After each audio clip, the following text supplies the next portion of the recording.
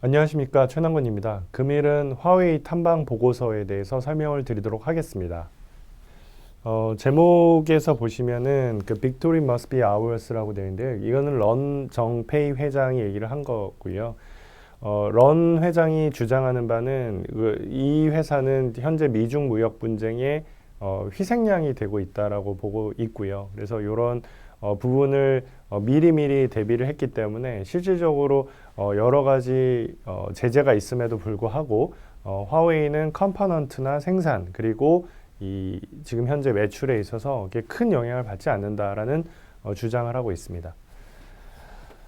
먼저 그 자료를 좀 간단히 설명을 드리겠는데요. 일단은 그 먼저 가장 관심 있는 부분은 이 한국의 통신 회사들에 대한 영향 혹은 뭐 네트워크에 대한 영향이라고 이제 볼 수 있겠는데요. 이 화웨이라는 회사는 일반적인 그러니까 저희가 갖고 있던 생각보다는 훨씬 더 큰 회사 그리고 경쟁력이 있는 회사로 판단이 됩니다.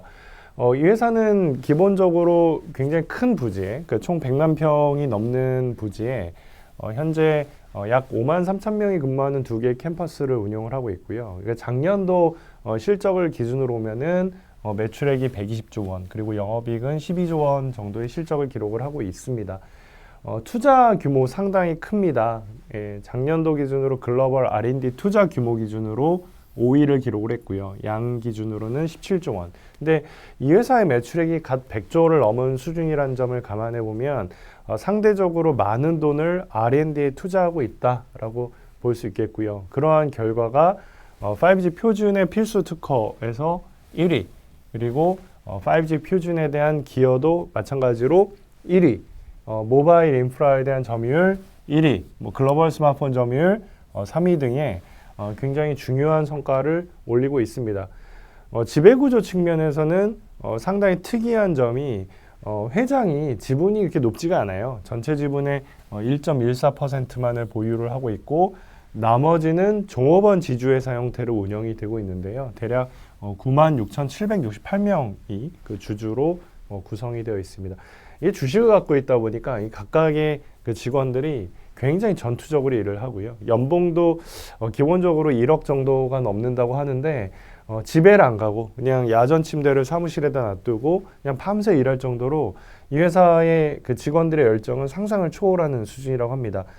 특히나 이번에 미중 무역 분쟁을 통해서 아무래도 화웨이가 중국 기술국의 핵심 고리로 지목이 되다 보니까 직원들의 사기는 엄청 높은 상황. 그래서 뭔가 이제 좀 전투적으로 바뀌고 있는 게 아닌가라는 생각이 들고요. 그리고 이제 제가 이번에 휴대폰이나 아니면 통신 장비 공장, 생산 공정에 대해서 이제 눈으로 보면은 뭐 전혀 이상이 없이 이게 가동이 되고 있더라라는 겁니다. 그래서 전반적으로는 이번에 그러니까 화웨이에 대한 제재가 사실 화웨이를 되게 어렵게 만들 수도 있지만 반대로 생각하면은 이 회사의 경쟁력을 오히려 더 키우는 내성을 강화하는 방향으로 좀 다른 방향으로 갈 수도 있는 그림이 나올 수 있는 게 아닌가라고 생각을 하고 있습니다.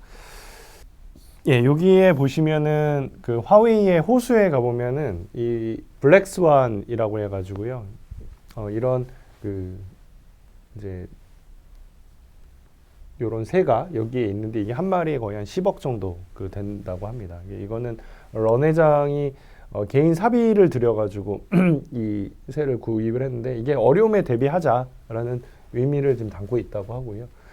또 하나는 이게 이제 옥성 캠퍼스라고 그래가지고 그 R&D 캠퍼스의 전경인데 유럽 스타일의 건물이잖아요. 이게 실제로 그 R&D 사무소로 이런 식의 이용을 하고 있는데 그 유럽의 각 도시의 성들을 모티브로 해서 뭐 이런 형태의 건물이 수십 개가 있는 그런 상황입니다. 한국의 관점에서는 사실 가장 직접적으로 연결된 회사는 LG U+입니다. 화웨이 장비를 유일하게 소싱을 하고 있기 때문인데요. 그래서 우려는 두 가지죠. 하나는 직접 장비를 배제할 가능성. 요거는 정부 차원에서 내릴 문제인데 결론이 났죠. 한국 정부는 이미 명확하게 입장을 밝혀서 우리는 민간 기업의 영역에 대해서는 관여하지 않겠다라고 했습니다. 실제로 점유율을 보면 이게 이제 누적 점유율인데요. 수치는 표현하지는 않았지만 뭐 대략 4대 3대 3 정도로 보시면 됩니다. 상대적으로 LG 플러스가 누적으로 갖고 있는 점유율에 비해서는 5G 쪽에서는 더 좋은 성과를 보이고 있다 볼 수 있는데요. 결국은 소비자들은 5G를 선택하는 데 있어서 화웨이라는 이슈를 그렇게 중요하게 여기진 않았다라고 생각할 수 있겠죠. 네트워크 관점에서는 되게 재밌는 현상이 발표가 됩니다. 이 표를 보시면은 요거는 5월 22일에 과기정통부 쪽에서 발표한 숫자인데요. 기지국 수가 제일 많죠. 3사 중에서. 장치 수는 제일 적습니다. 예, 이 부분을 좀 설명을 드려야 될 것 같은데요. 이 기지국 수가 많은 이유는 최근에 서울 수도권 등지에서 LG 플러스가 상당히 공격적으로 기지국을 깔았죠. 근데 이제 장치 수가 적은 이유는 요거는 화웨이 장비의 특징을 좀 설명을 드려야 될 것 같은데 기본적으로 장치는 기지국에 딸려 있는 장비라고 보시면 될 것 같고요. 이게 통상적으로 2개, 3개 정도가 붙게 됩니다. 기지국에. 근데 화웨이 장치 같은 경우에는 120도 각도를 커버하는 반면에 경쟁사의 장치는 한 60도 정도만 커버하는 차이가 있다고 주장합니다. 그렇기 때문에 기지국당 화웨이 같은 경우는 2대의 장치만 붙이면 되는 반면에 타 제조사의 경우에는 3대의 장치를 붙여야 된다는 거죠. 그래서 이런 데이터가 나오는 것은 기본적으로 효율성의 차이다라는 주장을 하고 있습니다. 뭐 그 외에도 이게 뭐 셀당 AAU를 붙일 수 있는 숫자가 상당히 크게 차이가 나기 때문에 나중에 이 가입자가 늘어나면 늘어날수록 화웨이 장비의 특징과 장점이 부각이 될 수 있다라고 주장을 하고 있습니다. 실제로 6월 27일 날 LG 플러스는 서울 주요 지역 50곳에서 이제 테스트를 했는데요. 그 중에 40곳에서 속도가 가장 빠르게 나왔다라는 광고를 게재를 했고요. 이 부분에 대해서 경쟁사들이 반박을 하니까 LG 플러스 같은 경우에는 그럼 공개 검증을 합시다라고 하는 자신감을 지금 보여주고 있다는 거죠. 그래서 전체적인 분위기는 이게 화웨이 장비가 설치된 서울 지역에서는 확실히 LG 플러스가 자신감이 있는 게 아닌가라고 볼 수 있겠습니다. 이제 두 번째로 제가 좀 중점적으로 물어봤던 부분은 생산을 제대로 할 수 있냐였다는 거죠. 이게 미국 쪽에서 제재가 들어왔기 때문에 결국은 부품 소싱에 좀 문제가 있지 않을까라는 의문점, 그런 우려들을 상당히 많이 갖고 있었는데 그 부분에 대해서는 전혀 문제가 없다라고 밝혔고요. 특히나도 북미 IT 기업들이 제재에도 불구하고 우회적인 방식을 통해서 우리는 화웨이랑 거래 관계를 유지하고 싶다라는 식의 지금 얘기를 하고 있다는 겁니다. 그래서 실제로는 뭐 생산에는 지금 전혀 차질이 없고요. 심지어 5월 15일 날 트럼프 대통령이 행정 서명을 한 이후에 오히려 더 많은 5G 공급 계약이 이루어지고 있다고 하네요. 그래서 현재까지는 50개의 통신 사업자와 5G 공급 계약을 체결을 했고 금년에만 15만 대의 5G 기지국을 출하했고 연말까지 50만 대를 공급을 하겠다라는 목표를 그대로 유지를 하고 있습니다. 뭐 그 외에도 P30 단말기 공장 정상적으로 돌아가고 있고 그 다음에 제가 두 눈으로 보기에도 그 P30 모델에는 구글의 안드로이드 OS가 정상적으로 탑재가 돼서 생산이 되고 있었습니다. 그래서 만약에 화웨이 주장이 맞다면 이라는 전제하에 그러니까 5G 공급에도 문제가 없고 그다음에 이렇게 기술 중심으로 이 R&D 중심의 발전이 이루어진다면 사실 LG 플러스는 나쁠 건 없죠. 이게 또 5G 파트너사인 경우에는 6G까지 연결이 되는데 이렇게 R&D에 투자를 하게 되면 4G 때보다 5G 때 화웨이가 더 좋아진 것처럼 6G 때 더 좋아질 수도 있거든요. 그래서 정말 문제가 없다라는 전제하에 기본적으로 경쟁력을 같이 키울 수 있는 이제 그런 파트너십을 맺은 게 아닐까라는 역발상 해볼 수 있을 것 같습니다. 되게 재밌는 점은요. 오히려 5월 15일 날 화웨이와 관련된 이슈가 불거지고 행정명령에 대한 서명이 이루어진 이후에 주가는 오히려 이제 올라가고 있는 그리고 외국인 지분율도 올라가고 있는 그런 모습들이 나타나고 있고요.